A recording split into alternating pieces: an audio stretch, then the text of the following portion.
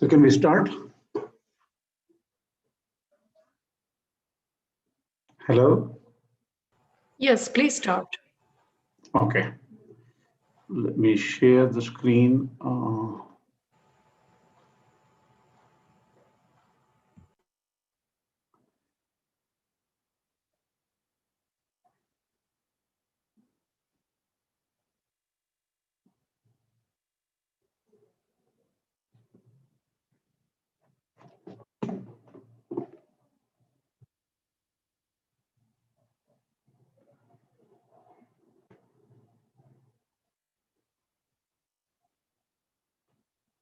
Can you see my screen? Yes, Krishna. Okay, all right. So, Asmat Gurubhyo Namaha, Asmat Parama Gurubhyo Namaha, Asmat Sarva Gurubhyo Namaha, Shri Krishna Parabrahmane Namaha, Shri Lakshmi Nrsimha Parabrahmane Namaha, Shri Lakshmi Hayavadana Parabrahmane Namaha, Sarvam Shri Krishna Pramastu. Last class, we sent a poll, and the idea of the poll was, what's the ultimate goal of our Gita classes? Actually, this is a tricky question. It's not a big, I just wanted to get a feeling from different people. There is no wrong answer here, really speaking. Many people answered that understanding three bhashyas on Gita, that's definitely a very good choice. Some people answered, understand which of these three bhashyas seem to be close to the original Sanskrit Gita. This is a very tough job because that, that shows that can a person like me with so little knowledge of Sanskrit try to compare the Sanskrit capabilities of the three Acharyas is almost impossible, right? So some people feel like that, that's okay. We can look at it. Yeah, there may be some textual issues where is there a textual torturing being done by some person or something, some Acharya, which is not very true. These Acharyas are extremely profound and they know what to do about this, right? The other choice was understand enough to justify our personal views on Gita, which we have got due to samskaras. That is, we are born in a particular type of family and we say, okay, we would like to justify what our personal views are. That's very natural, by the way. Everybody does it. I used to constantly do it and I probably still do it. So there's nothing wrong with that. See, the fourth and fifth options are interesting options. I wanted to let you know. What they are there are many ideas from multiple sources today. Like there are so many current day Acharyas, current day teachers of Bhagavad Gita giving so much information about Bhagavad Gita all over the place. Which of these views are closer to the Vedas? This is a very important point to understand because some people may give wrong priorities or wrong stress or wrong emphasis on some aspects, some ideas that may not be true according to the Vedas. The Vedika view is also the Rishi views. That is how the Upanishads explain them. In fact, each of our Acharyas, including Shankaracharya, Ramanujacharya, Madhvacharya, they have always tried to verify, validate what Sri Krishna says in the Bhagavad Gita and support them with statements from Upanishads. It's a very important way to do it, because I'll come to your next question now about Prasthanatraya. Please remind me if I don't. The last one is fifth option, option 4, plus since modern views may not be in sync with the three founder Acharyas. This is what is very important. I would choose option 5 because option 5 includes option 1 also, because how do you know how to understand and connect and compare the modern Acharya's views to the original founder three Acharya's views? You need to know everything. It's a very hard job to do. At least in principle, at least in some kind of an overview fashion, we should know if somebody today tells you something about Bhagavad Gita, is this person saying right or wrong? You should be able to validate. It will be very useful for you because you clearly know, oh my God, this is what they're saying. Well, I don't think they are so valid. You should be able to figure out very quickly.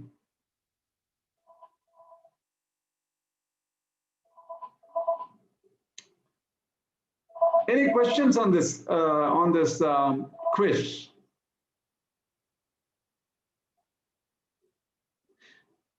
See, I have found for option 5, recently I was studying, here and there I was studying textbooks like Yoga Vasistha, for example, or Ashtavakra Gita. Have you heard of these two texts, any of you? Ashtavakra Gita I've read. I think I've read in the past. The other one, Yoga Vasistha, I've not read. See, these two are very extreme Advaita views, very extreme. And many people in the modern lineage, I found that even the Vivarana school, even Vidyaranya Swami of the Shankaracharya lineage, and several other people have given importance to Ashtavakra Gita and Yoga Vasistha. Even I heard Mani Dravid Shastri has given a lecture, who is a modern person, very knowledgeable Advaita teacher, who has studied in Varanasi and things like that. So it's a great person. He gives a lot of importance to Yoga Vasistha and Ashtavakra Gita. My point is, Shankaracharya in his original Prasthanatraya Bhashya, does he bring these texts is a question. And does Shankaracharya in Bhagavad Gita bring such texts is a big question. So I feel that they may not be that Vedic, or they may be extreme views. It's my point, it's my view, and it has to be validated. So I'm still studying like all of you. So I'm just sharing my view that sometimes I feel that Yoga Vasistha and Ashtavakra Gita may be extreme views, and Sri Kesvi also believes that these are extreme views.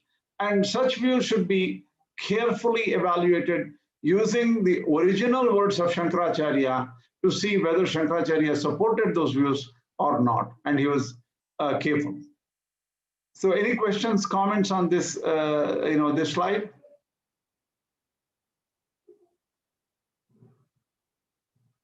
If not, we'll go further. Yeah, it's clear. Go ahead, it's clear? Okay. Okay, we'll go further. In the last class we did this, we already have told that Pramatra, or the knower himself gets removed, gets dissolved. When a person knows that through Shastra, that, okay, I am not the doer, I am not the actor, I am not, so what? Why should I do? Why should I do anything?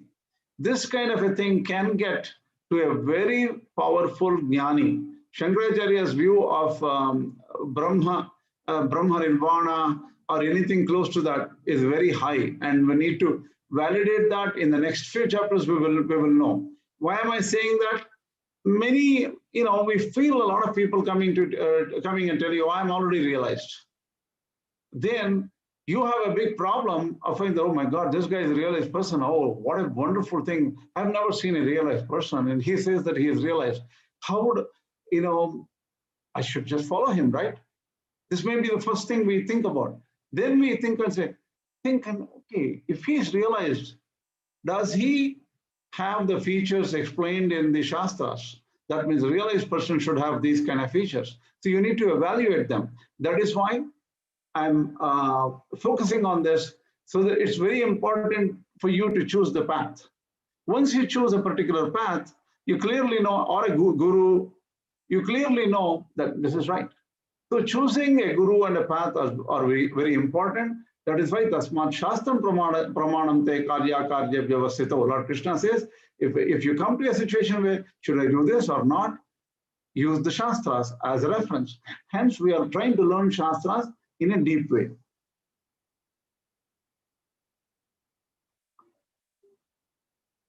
This we covered in the last class. This talks about chapter 2, the penultimate verse. Vihaya kamanya savan pumas charati nispraha nirmamo nirahankaraha sashantim adhigachyati. Here Shanti means, according to Shankara, Brahma bhuto bhavati. That means nirvanakhyam adhigachyati. Shanti means sarva samsara dukkha. Let me just change this here a little bit. Sarva samsara dukkhopa Rama lakshanam nirvanakhyam adhigachyati. That means samsara dukkha uparama means all his sorrows are gone. And nirvana is something beyond the body actually here. That is something that is nirvanakhyam adhigachyati means prapnoti brahma bhuto bhavati iti arthaha. That means he becomes Brahman. That's the idea of Shankaracharya here. Charati saha Atma-Rama drishtva shantim adhigachyati.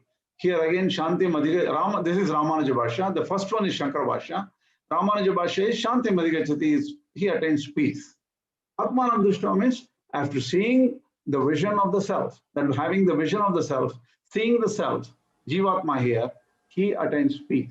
So Jivatma's true nature is realized according to Ramanujacharya. According to Shankaracharya, he becomes Brahman, or he becomes very close to Brahman. So you said Brahma Bhuto Bhavati or Brahma Bhavo Bhavati? I mean, it's clearly, the text clearly reads Brahma Bhuto Bhavati. See, Brahma Bhuta Bhavati is what I've copied here. I'm sure Brahma Bhava Bhavati is also said in a separate way in some other place. It's their same meaning actually. Brahma Bhuta means he has become Brahman. Yeah, I mean, okay. It's very close to in a way, in the sense that him, Stitva, what do you call, after that point, Shankaracharya makes sure he will not get again deluded. In the very beginning, yes. He says he will not get again samsara, he is released because his karmas are burnt. So this is for a very advanced yogi, advanced realized person. So it may start with a understanding of shastras and just the words and vakyas, but eventually what happens is it will end up being actual realization, because that will become strong. His doubts are all clear, and he is somewhat realized. The next verse is the last verse of second chapter. I'm spending a little time on second chapter because I want to understand what does the summary. They say that this is the summary of the entire Gita. We might want to give some importance to try to understand what they mean by summary. Ramanujacharya does not say that second chapter is a summary of the entire Gita. Only Madhvacharya and Shankaracharya say that second chapter is a summary. Here, sorry if I'm repeating some concepts, okay? Apuryamanam in the last one, this is not the last verse. This is probably we finished this verse too, I'm not sure. Samudra Maha, this one I think we finished. That just like how the rivers join the ocean and the ocean does not get disturbed, like that the kamas or desires which enter a realized person, there is this sthita prajna, he does not get disturbed.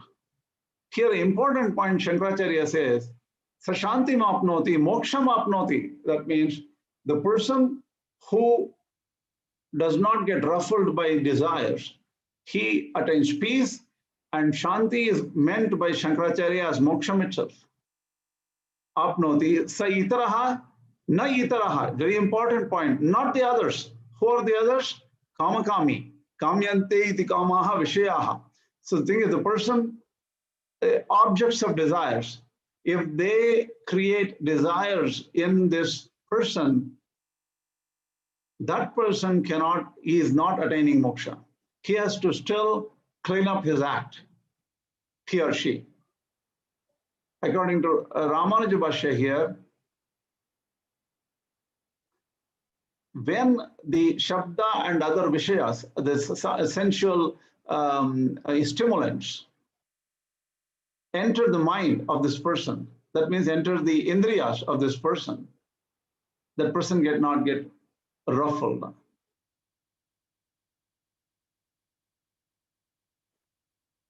because he is very happy by the vision of Jivatma. Hence, he does not get ruffled because Jivatma is more attractive than the sensual pleasures. So he can deal with the sensual pleasures. So this is the way Ramanujacharya explains. So Shanti Mapnoti Nakamakami, here that is common here. Shankaracharya and Ramanujacharya both say that if the person has desires and is ruffled by the desires, if the person is affected by the desires, he cannot get Shanti. Shankaracharya says he cannot get moksha. Any doubts on this verse? We're actually summarizing Shankara Bhashya, but we're comparing with Ramanuja Bhashya just to see the difference and contrast. Okay? Clear. Clear. The next one.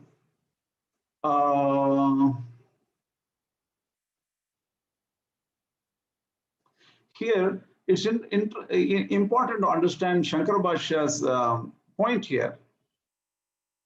Vihaya kaman yas sarvan yas sannyasi puman sarvan asheshatah kasthyena charati jivana matra ishtashesha paryatati. Shankaracharya says all desires are gone, but whatever basic needs for life, that's the only thing remaining in this person. Nisprahaha, that means he does not have any attachment. Nirmamaha, he does not feel that it is his, right? See, many people may think that, oh, I don't have the feeling of I or mine. They sort of, sometimes they get very bored of everything and they say, I don't have anything I or mine. But if you take away something which belongs to them, like their children or their wealth or something, then suddenly this I pops up from the sleep mode to the awake mode, right? That should be also gone. Evam bhutah sthita prajnaha shantim samsara dukha uparamam lakshanam nirvanakhyam adhigacchati brahma bhuto bhavati. He becomes Brahman. This is what we have, this is Shankara Bhashya. So this is same pretty much, except that Shanti Madhigacchati. Here Ramanujacharya says Shanti is just peace after the vision of the Jivatma. The next verse is the final verse of the second chapter. Here we'll go a little bit deeper. Esha Brahmji sthiti partayanainam prapya vimukhyati. Here, Brahmani bhava iyam sthitihi. This is where Shankara Bhashya says, Brahmani bhava. That means he is yet established in Brahman. Sarva karma sannyasya, giving up all activities, the karmas. Brahmarupena eva avasthanam, being Brahman, being in the form of Brahman. That's what Shankaracharya says. Once that person gets this state, this is not a state, because it's a truly Atma is Brahman according to Shankaracharya. There is nothing else. Because he devalues the jiva, which is some kind of a, some kind of a Chaitanya. So it's more like a reflection or something. There are a lot of theories about jiva as to what jiva is according to Shankaracharya, but that's not important to Shankaracharya. What is important is Atman, which is only one, that is Brahman itself. Hitvasyan antakale asyam sito brahmyam yatoktayam antakalepi. Even if a person in the last lap of his life, last period of his life, he stays in this state, he attains moksha. Brahma nirvritim is moksham. Brahma nirvanam is moksham according to Shankaracharya. Richati gachati. Kimu vaktavyam brahmacharyadeva sannyase yavat jivam. If a person does not get married at all, even from a very young age, if that person focuses completely on Brahman, he definitely gets Brahma nirvana or moksha. This is what Shankaracharya says in the second chapter at the end. Here, Ramanujacharya differs slightly.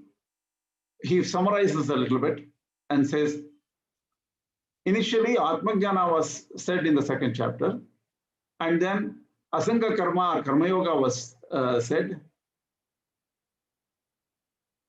And because of the Asanga Karma, Sthitadi Lakshana, Sthitadi Brahma Prapika, that is that which gives you Brahman. Sthitadi means focus on Atma. Once you get this focus on Atma, you will not get perturbed because you have seen the vision of self, and that is more attractive than all other pleasures. So in Brahma Nirvana, according to Ramanujacharya, Sukha Ekatanam Atmanam Prapnati. That is, he attains Atman, which is purely joy, purely bliss.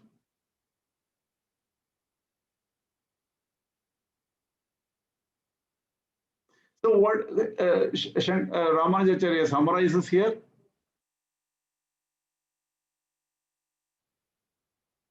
Nitya Atma Vishya Sankhya Buddhi Tatpurvika Asanga Karma Anushtana Rupa Karma Yoga Vishya Buddhi. That means Atma Jnana is Sankhya Buddhi, and then Asanga Karma Anushtana was said, that is working without any fruits, any interest in the fruits. That is Karma Yoga, and that leads to Sita Prajnata Yoga. That was said in the second chapter. This is the idea of second chapter according to Shankaracharya, and we compared a little bit of Ramanujacharya. Any doubts about this? No, actually, that last sentence you read out was a very nice summary of the entire chapter in one sentence. Nityatma Vishaya Samyukti. And he also says that Purvikacha Asanga Karma. So to get the Samyak Buddhi, you have to get the Purva Bhaga is to do Asanga Karma Anushtana. Correct. Yes. That's a one sentence summary. It's a summary, exactly. Yeah. See, you have to remember that these two acharyas are not very different from each other in many ways. But there's some major differences. But that's the only thing we should understand and focus. Now we'll go to the third chapter. Third chapter, I didn't go through the question. Okay, obviously Arjuna says, you say that Jnana Yoga is a straight path to realization. Why should I do karma, which is ghora? It's difficult. It involves so much of pain, killing, and other things in the battle. Why should I go through Karma Yoga? That's what Arjuna is asking. Shankaracharya says in the third 3.3, Jnana is what? Jnanameva Yoga. Jnana itself is, Jnana is not a path. Jnana is the goal, pretty much, to Shankaracharya. Then a Sankhya. Who are the Sankhyas according to Shankaracharya? Atma, Anatma, Vishaya, Viveka, Vijanavatam. They know the difference, what is the difference between what is Atman and what is not Atman. So just by knowing the difference clearly, he becomes a Sankhya. Such a person, Brahmacharya Ashrama Deva, without getting married, totally from a very young age, Krita Sannyasanam, giving up all activities, all ashrama karmas, Vedanta Vijnana Sunishchitarthanam, very important point. They would have understood the essence of the Upanishads, essence of Vedanta. Sunishchitarthanam, that means extremely clear view of the essence of the Upanishads. Paramahamsa Parivrājakanam. Thing is, they have given up everything, all desires.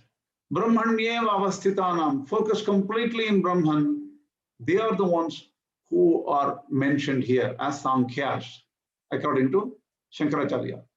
Karma Yogena Karmaiva Yoga Karma Yoga. That means who are only who can only do karma, and that is, they do Nishkama Karma. They are Karma Yogis. That is so. Shankaracharya says here there are two types of aspirants.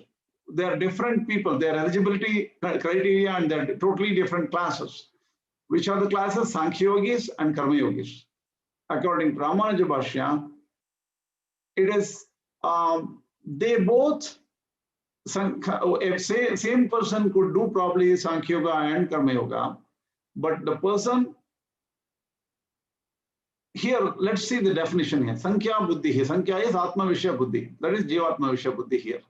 Tadyuktaha Sankhyaha. Atmaika Vishayataya Buddhya Yuktaha.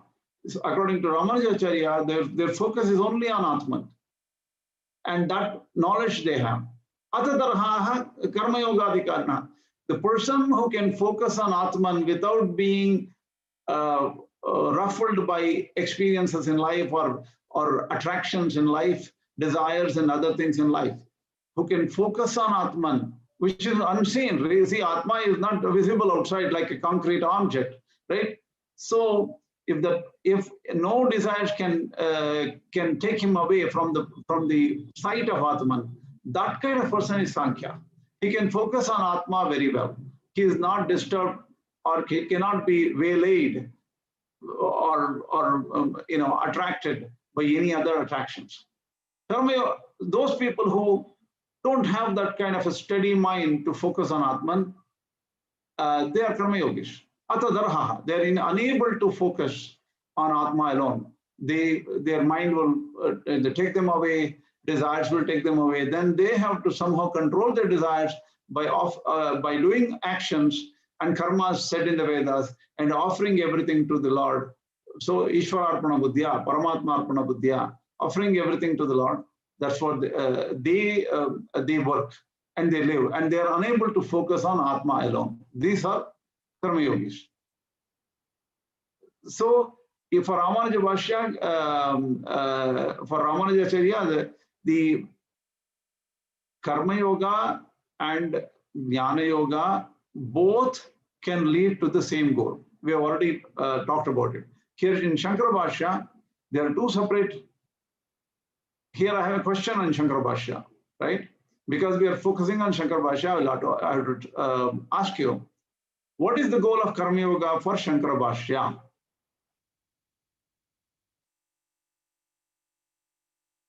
Any answers? To get to the Sankhya state? Correct. You only get Karma Yoga is necessary. Karma Yoga is important to prepare your mind, to purify your mind, to get eligibility for Jnana Yoga. What about in Ramanujacharya's case? The Karma Yoga itself can lead to that realization, or it can lead to Jnana Yoga, and you can go through Jnana Yoga for realization. Perfect. Very well said. So we know this now, right? Okay, next. The same thing I'm continuing, the same, that is the 3-3 verse. Why there is some difference here, some unique things to understand. That's why I'm continuing to 3-3 verse a little bit further. Shankara Bhashya says, Tasmat kayapi yukta na samuchayo jnana karmanaha. He says, there is no way we can combine jnana and karma. They are for totally different kind of aspirants, different class of people. Shankaracharya says, Arjuna may ask, Arjuna asks, like, why is, what do you call it, Jnana is, Yat Arjuna uktam karmanaha jayastum buddhehe. Yes, that means Jnana Yoga is higher than Karma Yoga. That's what Arjuna says. Then why are you pushing me into Karma Yoga, right? That, according to Shankaracharya, Krishna does not deny this. Krishna says, yes, that's just sitam, anirakarnat. So the Lord clearly says, according to Shankaracharya, that Jnana Yoga is superior to Karma Yoga. Fine. Tasyascha Jnana-nishthayaha sannyasinam-eva anushtayatam. But Jnana-nishtha is not for everybody else. It's only for sannyasis who have some capabilities, some prerequisites. Bhinna purusha ananushtaya vachanat bhagavataha evameva anumatamiti gamyate. So I think that's very clear in the last slide where you defined Sankhya, that is pretty close to impossible to achieve. So for somebody to even try to even think about Jnana Yoga is impossible. The way Shankara defines Sankhya in the previous slide. Yes, because Atma and Atma Vishya, Viveka should be there, and that should be constant in their life, not once after reading a textbook, but it should be constantly, they should have that in their mind. And from Brahmacharya, they should not have any desires right from the Brahmacharya ashrama. It's almost impossible. It's very hard. So the bar set by Sri Shankaracharya for Jnana Yoga is very high. The bar is very high. Shankaracharya says, Karmanishtayaha Jnananishta Prapti Hetutvena Purushartha Hetutvam. So, Karmanaiva hi samsiddhi mastita janakadeha and all those things. For Shankaracharya is more closer to Karma Yoga leads to Jnananishta. That is, it will lead somebody to attain Jnananishta or Jnana Yoga. So the Purushartha means that the goal or the value, the goal achieved by Karmanishta is actually Jnananishta. Na swatantrena, independently Karma Yoga does not give you any real value. Jnananishta too, but Jnana Yoga directly gives value without any to Karmanishta Upaya Labdhatmika Sati. That means to attain Jnananishta, you have already gone through Karma Yoga and then achieved perfection there, and then you have achieved Jnananishta where Jnananishta, right? Swatantrena Purushartha Hetu means independently Jnana Yoga can give you Purushartha or the final release or moksha. Anya Anapeksha, that means without the requirement of Karma Yoga. Some people may have the high level of preparation in life. Those people give up everything right from the bachelorhood, being a brahmachari level, and they completely know what the truth of Shastras are. They never get ruffled by the attractions when they grow up, like like other people who fall for them, right? And those are very advanced people, and they don't need Karma Yoga at all. They can completely give up karma said in the Shastra, saying that do this, do that. Yavat jivam agnihotram juhuyat. It says, all as long as you live, you have to do Agnihotra. Even nobody does it nowadays. Only one out of a million does Agnihotra. But that is what is there in the Shastras. You can give up all those things if you have knowledge right from an early age, according to Shankaracharya. But for others, they have to go through Karma Yoga. This is what is the summary of Shankara Bhashya here. Any doubts on Shankara Bhashya here?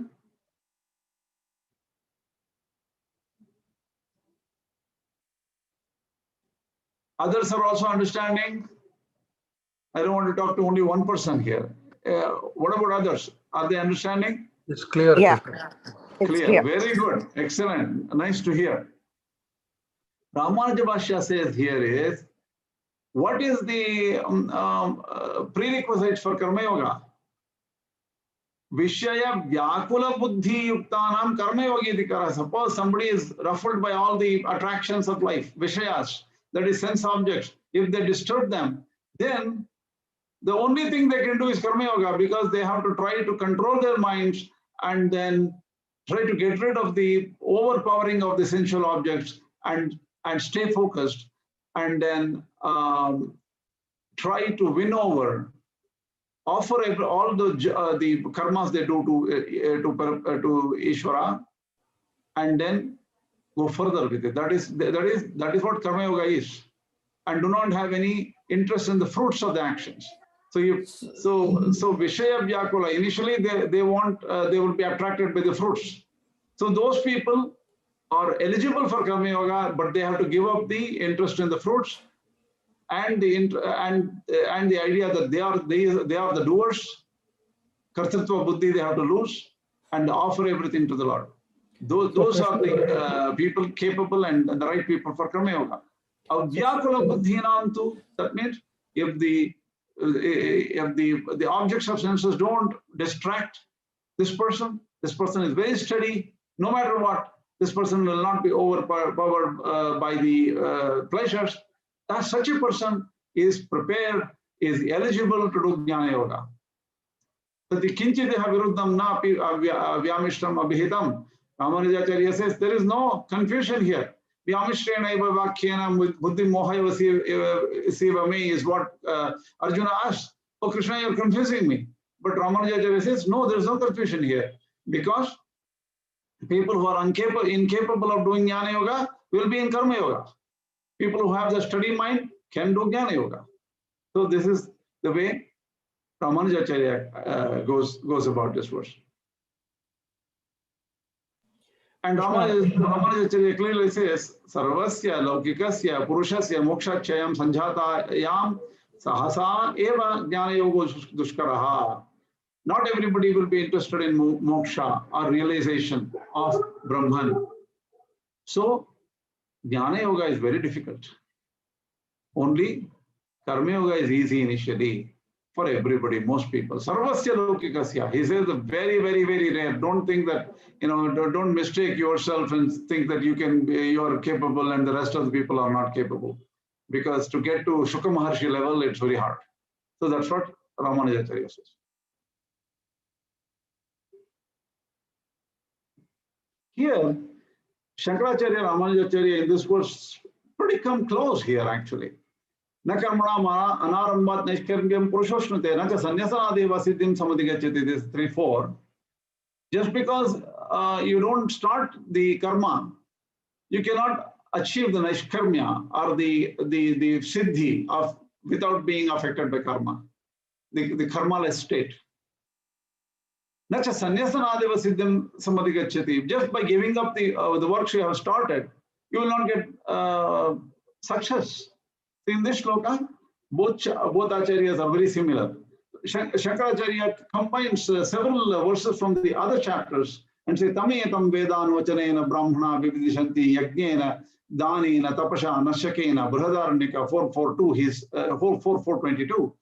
He quotes this saying that, so to achieve this Brahman, this Brahmana here is those who are interested in Brahman. Vividishanti, Jnatum Ichanti, Vetum Ichanti means they love to understand, they like to understand Brahman. They desire to understand and realize Brahman. By what do they do? How do they get there? Yajnena, they do yajnas. Danena, by charity. Tapasa, by doing tapas or contemplation. Anashakena, without having food, doing upavasas or fasting, things like that way, not feeding your tummy too much so that you will sleep off. By doing all the difficult tapascharyas, they achieve. Here, Karma Yoga is said, right? Karma Yoga is necessary because yajna, dana, tapah, karma, they're all Karma Yogas. Ityadina Karma Yogasya Jnana Yoga Upayatvam Pratipaditam. But Shankaracharya says this is only the upaya or the pathway to Jnana Yoga. Iha picha sannyasasthu mahabaho dukkam aptam ayogataha. Shankaracharya clearly realizes, clearly states here, sannyasa is not easy. Dukkam aptam ayogataha, that is the chapter 5, 6 shloka. See how Shankaracharya talks about chapter 5 right here in chapter 3. That's why I'm connecting the dots here. So clearly Shankaracharya says, sannyasa is not easy without doing yoga. So karma yoga is necessary to achieve eligibility for sannyasa or jnana yoga. Yoginaha karma kurvanti sangam tektva atma shuddhaye. 5:11. He quotes, Shankaracharya quotes, yogis do karma without attachment for purification, self-purification. Yajno danam tapascheva pavanani manishinam. This is the 18th chapter Shankaracharya quotes. That is, yajna, dana, tapas. All these three are very important, purificatory. Manishinam, those who are interested in purification. Manishinam is with the mind, people with mind, with the right mind. Yajnodhanam tapascheva pavanani manishinam. That's said in the 18th chapter. So Shankaracharya quotes a lot of different statements supporting Karma Yoga is necessary for purification to attain preparation for Jnana Yoga. Why am I saying this? Any ideas why I'm saying this? Can you think of what is in my mind? So the whole Advaitic view of, you're the same as Brahman, no need for karma is all like poo-pooed right here. Exactly. Exactly. By Shankaracharya himself, he is not a supporter of the modern Neo-Advaitins. The Neo-Advaitins, what they do is, oh, I'm a Gnani. What do you call, I can give up all the Veda karmas. Why should I do any Veda karma?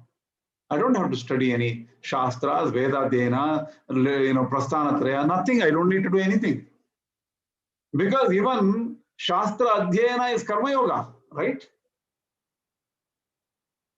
Study of Shastra is Karma Yoga. So they easily poo-poo and give, look down upon all karmas, and they think that they are superior. These are the people you need to be very careful about. Have they really achieved the status? Maybe they are. Maybe they are like Ramana Maharshi. But show me 27 Ramana Maharshis around. Ramana Maharshi is one of a kind. So people have to be very careful and not get influenced by people who say that, oh, I'm realized, I don't need to do karma. And people follow them like sheep, and they give up all their karmas too. Like Sandhya Vandana, daily duties and everything they give up, thinking that they're already there.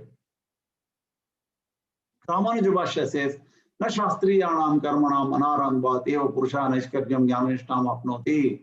By giving up shastriya karmas, one will not get jnananishta, the purity of Jnana Yoga.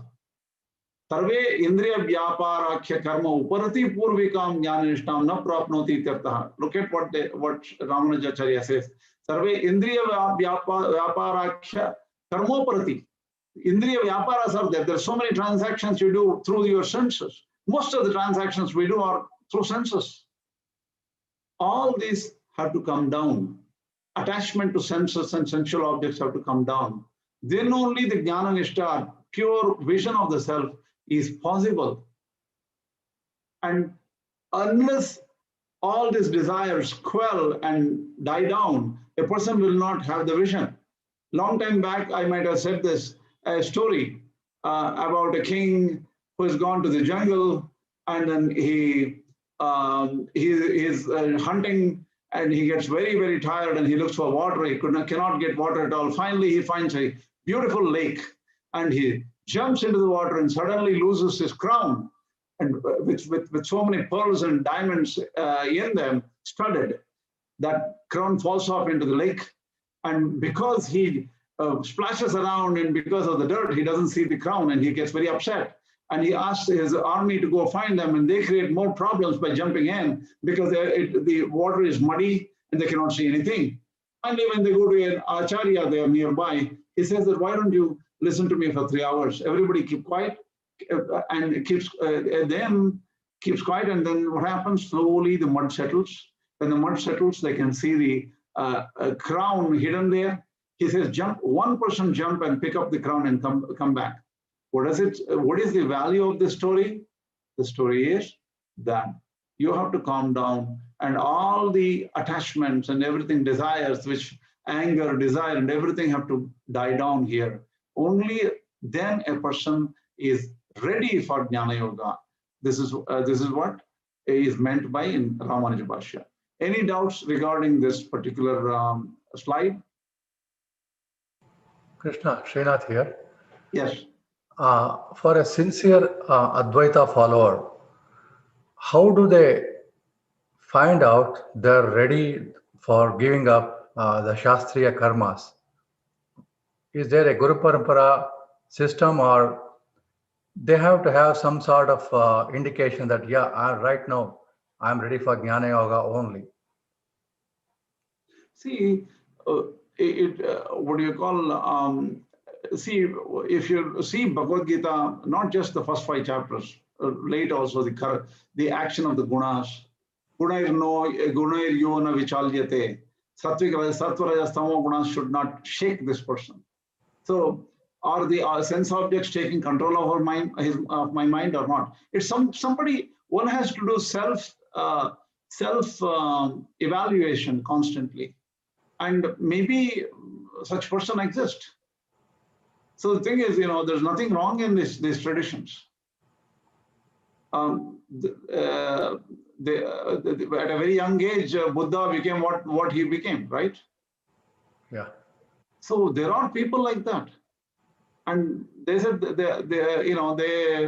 they know that this is not true, this is not what I want, and they have very strong vision of the self early in their lives, and they give up all all desires, and even if the desires are there for them, the desires become useless or not prominent, because their mind, their vision is so powerful that all the desires will go away. They will be overpowered by their Atma-Jnana. Such, they can check. You should not become a Mithyachari. Mithyachari means giving up all karmas and thinking about wrong things all the time, and wearing a saffron robe just for the heck of it, right? That can happen too. A person should know who the person is. And if such a person becomes a Mithyachari or a fake, he's gone. And people can realize a fake person too. People can find out if somebody is fake. Thank you, Krishna. Okay. Any other questions on this?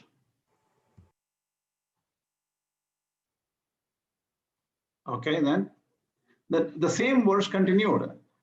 Shankaracharya says, well, what is this? Some people, even in the Shastras, Abhayam sarvabhutebhyo datva naishkarmyam acharet, it says, naishkarmya, giving up of karmas is said even in the Shastras.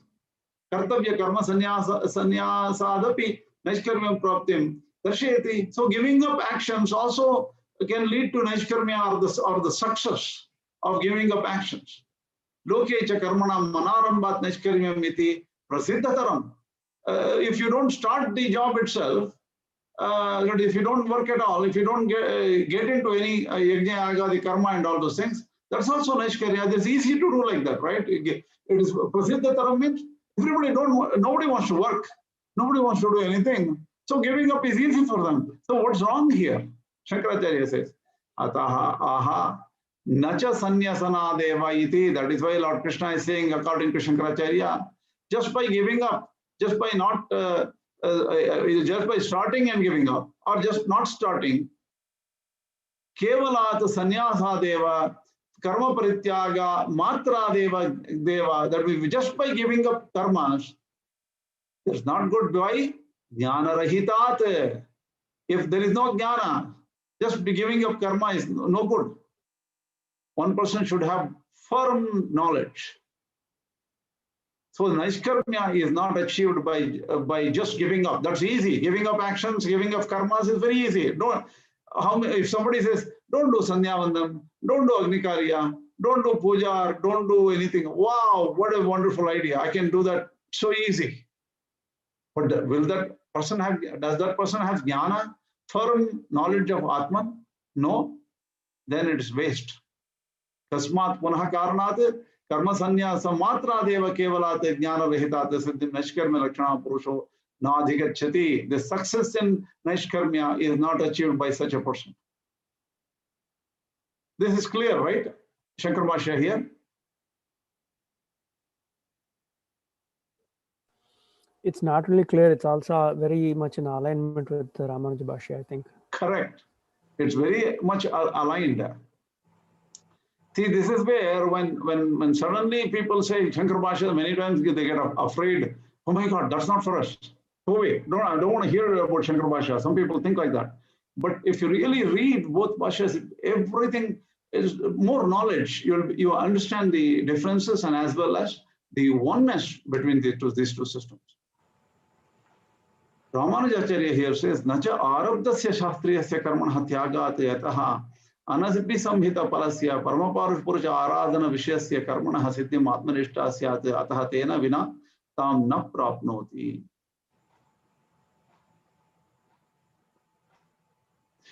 See, what is the goal? What is the real mark that a person has done Karma Yoga properly? When a person does Karma Yoga without any interest in the fruits and as a worship of the Lord, the person should get Atmanishta. That means a person should be firmly established in the knowledge of Atman and with clarity, with no way of getting sucked up again into the material desires. So this, if Atmanishta is not there, that is, focus in Atman is not there, then the person, the success is not there. Anabhi samhita palaihi, without interest in the fruits of action. Anaradhita govindaihi, the person who does not worship Govinda. What happens then? Avinashta anadhikala pravrta ananda papa sanchayahi. That means what the big loads and loads of bags and bags of dirt and sins and ajnanas we are carrying from so many past lives. Though that huge baggage is not burnt. But once they are burnt by the worship and with the desirelessness with respect to the fruits, Atmanishta comes. But without this, such a prayers, such worship and focus, without interest in the fruits, Atmanishta Dussampadya, one will not firmly be established in the firm knowledge of Atman and interest in Atman and enjoyment in Atman. So worship is necessary. Absence of fruits of action is necessary. A desire for fruits is necessary. Absence of desire. These are all very important according to Ramanujacharya. Very similar in Shankaracharya too. Any doubts? I don't have a doubt in this slide, but I have a general doubt.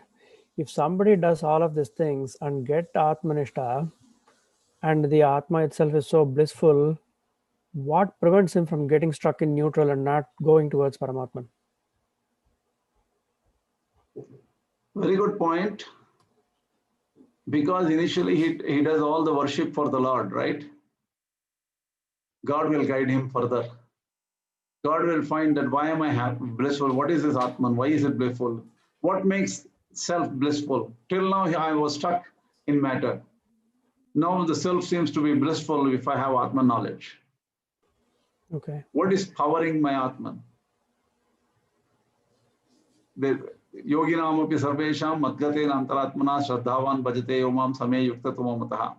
The person will realize that who got me this Atman? Who got me this realization of the self? The worship of the Lord got him, not himself.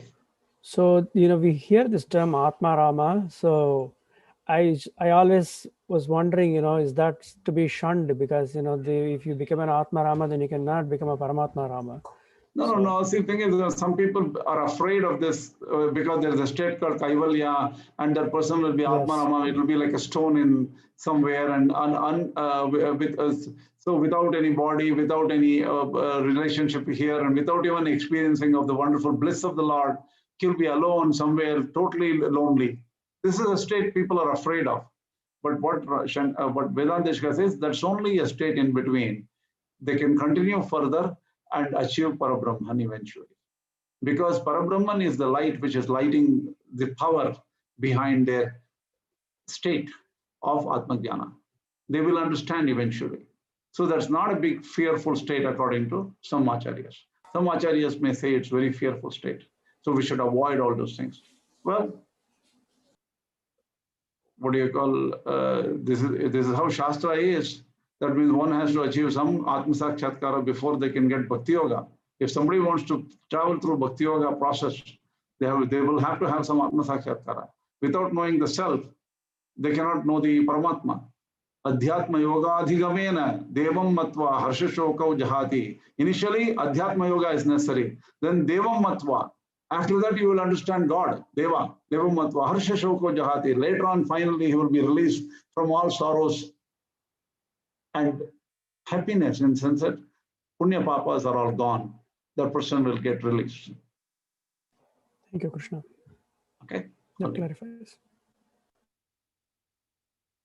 Next, 3.6. Here, both Acharyas very clearly say Mithyachara or fake Achara should be given up. What is this fake Achara? Yes, to Anatmakjaha, Shankara Bhashya it says. That person who does not know Atman well. Choditam karma narabhate. Choditam means Shastra choditam. The Shastra says, Yavat jivam agnihotram juhuyat. As long as you live, you do agnihotra every day. Those kind of karmas, this person na arabhate does not even start. That person is asadeva. That is wrong. He is wrong, according to Shankaracharya. Karmendriyani hastadini samyamya samhritya yahaste tishtati manasa smaran chintayan indriyarthan.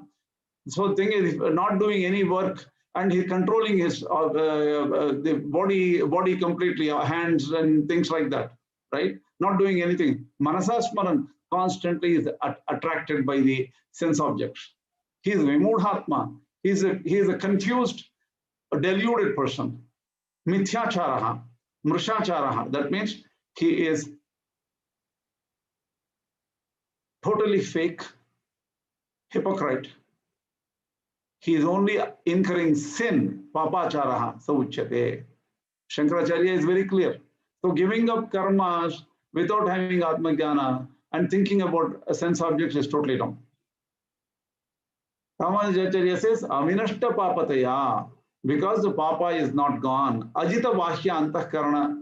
That means he has not won over the internal and external senses. And if he starts focusing on Atma-Jnana, giving up all actions, the attachments to the external desires keep on coming back to him and says, in the coffee machine, the coffee says coffee, coffee, coffee. The person wants to drink coffee. Like that, there may be 1,000 other attractions. This person will get disturbed. Atmani vimukhi kritamanaha. His focus on Atman is destroyed, drawn away into the sensual pleasures.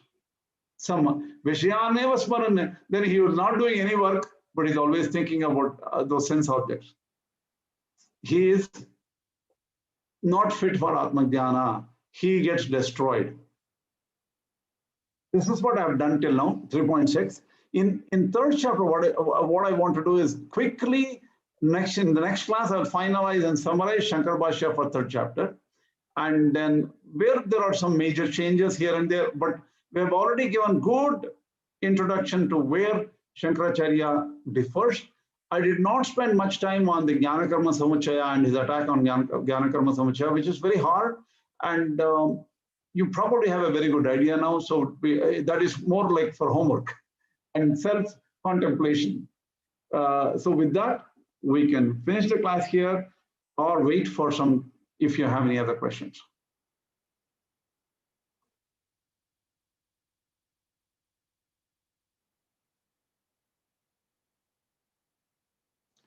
I guess no questions. So we'll finish the class here. Asmat Gurubhyo Namaha, Asmat Parama Gurubhyo Namaha, Asmat Sarva Gurubhyo Namaha, Shri Krishna Parabrahmane Namaha, Shri Lakshmi Nrsimha Parabrahmane Namaha, Shri Lakshmi Hayavadana Parabrahmane Namaha, Sarvam Shri Krishna Paramastu.